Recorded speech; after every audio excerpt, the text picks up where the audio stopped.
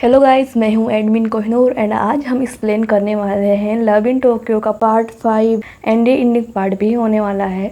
तो चलिए स्टार्ट करते हैं वीडियो। अब कोटोको ने अपने आप को बिल्कुल ही समझा लिया कि वो इरी के लिए अब नहीं रोएगी, वो अपने आप को मजबूत करेगी और अपनी लाइफ में आगे बढ़ जाएगी जैसे इरी अपनी लाइफ में आगे बढ़ चुका है। किनोस्के आता है कोटोको के पास और उससे कहता है, क्या तुम मेरे साथ बाहर चलोगी घूमने के लिए। कोटोको उसे चुपचाप देखने लगती है। किनोस्के कहता है, तुम चाहो तो अपने फ्रेंड को भी साथ में ले सकती हो।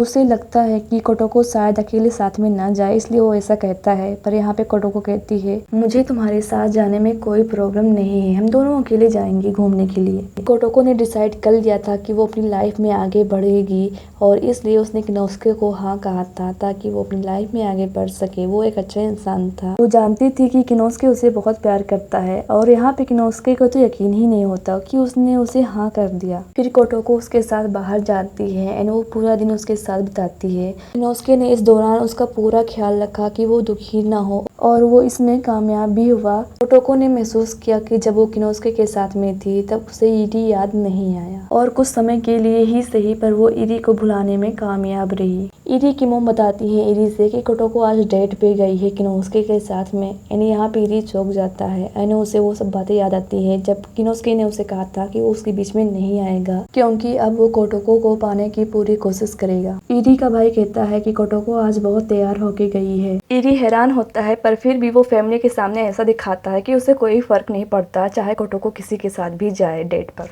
बट यहाँ पे इरी को सच में बुरा लगता है, वो मायूस हो जाता है। इरी ये बात अच्छे से जानता है कि कोटोको उसके अलावा किसी और को प्यार नहीं कर सकती। बट कोटोको किनोस्के के साथ डेट में गई थी, ये बात उससे बहुत खल रही थी।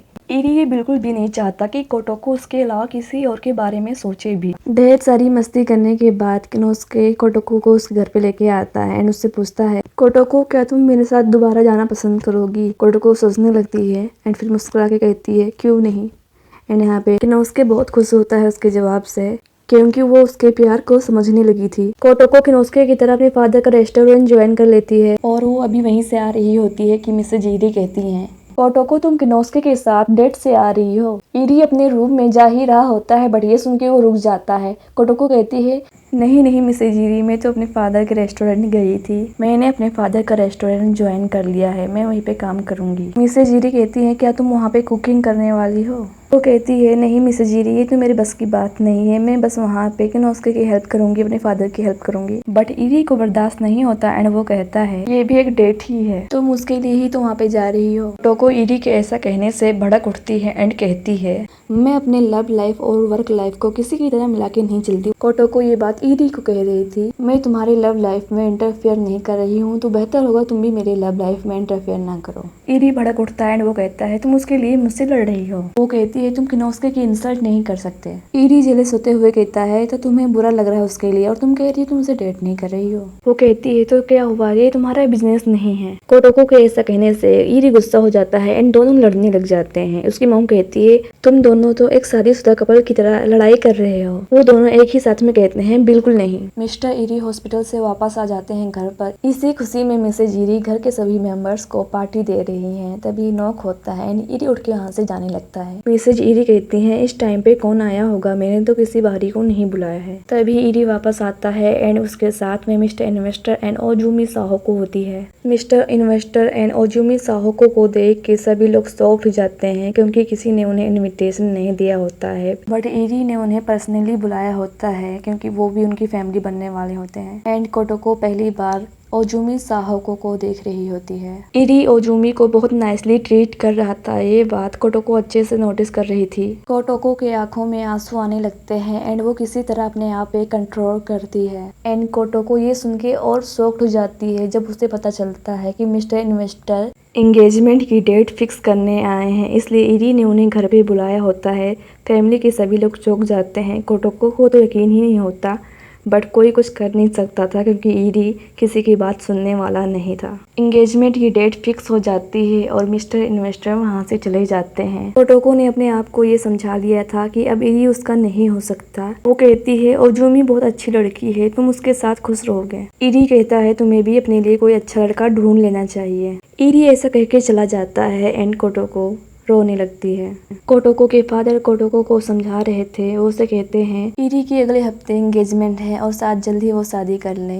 वो लड़की भी इसी घर में रहने आ जाएगी, फिर तुम दोनों का एक साथ में रहना अच्छा नहीं रहेगा। मैं तुम्हें ऐसे टूटते हुए नहीं देख सकता, इसलिए मैंने डिसाइड किया है कि हम जल्दी अपने नए घर में शिफ्ट हो जाएंगे। कोटोको बस रोए जा रही होती है। एक हफ्ता बीत जाता है और एंगेजमेंट का दिन भी आ जाता है। इरी की मोम बिल्कुल भी खुश नहीं होती है, बट इरी की खुशी की खातिर उन्हें ये करना पड़ रहा होता है। और फिर इरी एंड ओजुमी का एंगेजमेंट भी हो जाता है। एंड उसी दिन कोटोको को किनोस्के प्रपोज कर देता है। कोटोको फैसला लेने के लिए टाइम मांगती है एंड वो कहता है ठीक है, मैं तुम्हें ये मौका देता हूँ। कोटोको उस रात किनोस्के के प्रपोजल के बारे में सोचती रही। वो डिसाइड नहीं कर पा रही थी कि किनोस्के को क्या जवाब दें, क्योंकि उसके दिल में अब भी इरी था। किनोस्के कोटोको को घुमाने लाता है एंड वो उसे उसी जगह पे ले आता है जहाँ इरी उसे घुमाने लाया था, और उसे फिर से इरी याद आ जाता है, बट वो किनोस्के पे जाहिर नहीं होने देती। अभी वो दोनों घूम ही रहे होते हैं कि वहाँ पे इरी और ओजुमी भी आ जाते हैं। कोटोको छिपने की कोशिश करती है पर इरी और ओजुमी उसे पहचान लेते हैं। ओजुमी बहुत रिस्पेक्टफुली दोनों से बातें करती है, बट इरी कोटोको को किनोस्के के साथ में देख के भड़क उठता है। वो कहता है जैसे तुम हो वैसे तुम्हारा बॉयफ्रेंड भी है, दोनों ही डम्ब है। इरी के ऐसा कहने से ओजुमी भी नाराज होती है। इरी ओजुमी से बड़े प्यार से कहता है डोंट वरी, मैं तुम्हें ऐसे कभी ट्रीट नहीं करूंगा। कोटोको बहुत इमोशनल होती है एंड किनोस्के को वहाँ से लेके चली जाती है, और इरी बहुत ध्यान से उन दोनों को साथ में जाता हुआ देख रहा था। कोटोको की फ्रेंड इरी पे बहुत गुस्सा होती है। वो मौका ही ढूंढ रही थी कि कब इरी आए और वो उसकी क्लास ले, और जैसे ही इरी मिलता है वो उसे सुनाते हुए कहती है किनोस्के ने कोटोको को प्रपोज किया था और आज कोटोको किनोस्के को प्रपोजल का जवाब देने वाली है। इरी तुरंत चौंक जाता है और पूछता है क्या कह रही हो तुम। कोटोको की फ्रेंड अपनी फ्रेंड को चुप कराने लग जाती है और कहती है चुप रहो। वो ऐसा दिखा रही थी इरी को कि हमने गलती से उसे बता दिया, बट ऐसा होता नहीं है, वो दोनों जानबूझ के उसे बताती हैं। कोटोको की फ्रेंड इरी को वही दर्द महसूस कराना चाहती थी जो कोटोको महसूस कर रही थी, एंड उनका ये प्लान कामयाब भी होता है। यहाँ पे हमें पता चलता है कि वो भी कोटोको को प्यार करता है। किनोस्के कोटोको से पूछता है तो तुमने क्या डिसाइड किया है कोटोको। कोटोको नजरें चुराने लगती है और कहती है मैं यह डिसाइड नहीं कर पाई, मुझे अभी और टाइम चाहिए। किनोस्के कहता है तो तुम उस इरी को अब भी नहीं भूल पाई हो, तुम उससे अब भी प्यार करती हो। ऐसा मैं क्या करूं कि तुम मुझसे प्यार करने लग जाओ। ऐसा कहते हुए वो उसके जबरदस्ती पास आने की कोशिश करने लगता है एंड कोटोको चिल्लाने लगती है एंड उसके मुंह से इरी का नाम निकलता है एंड कोटोको खुद चौंक जाती है। उसे लगता था कि वो इरी को भूल गई है, पर वो उसे नहीं भूल पाई है। किनोस्के बहुत इमोशनल हो जाता है। वो बहुत गलत करने जा रहा था उसके साथ में। कोटोको कहती है मुझे माफ करना किनोस्के, मैं चाहते हुए भी उसे भुला नहीं पा रही हूँ। मैंने बहुत कोशिश की उसे भुलाने की, पर मैं ऐसा नहीं कर पाई। ऐसा कह के वो वहाँ से चली जाती है और बेचारा किनोस्के फुट फुट के रोता है। बारिश हो रही थी और कोटोको वहाँ से भागते हुए आती है और एक पेड़ के नीचे बैठ के अपनी बेबसी पर रोने लगती है। तभी वहाँ पे इरी आ जाता है अम्ब्रेला लेके। वो उसे अपना हाथ देता है। कोटोको उसे देखती है एंड उसका हाथ पकड़ लेती है। फिर दोनों साथ में चलने लगते हैं। इरी उससे कहता है मैंने सुना है कि किनोस्के ने तुम्हें प्रपोज किया है। कोटोको कहती है हाँ, उसने मुझे प्रपोज किया है, मैं इतनी भी बुरी नहीं हूँ।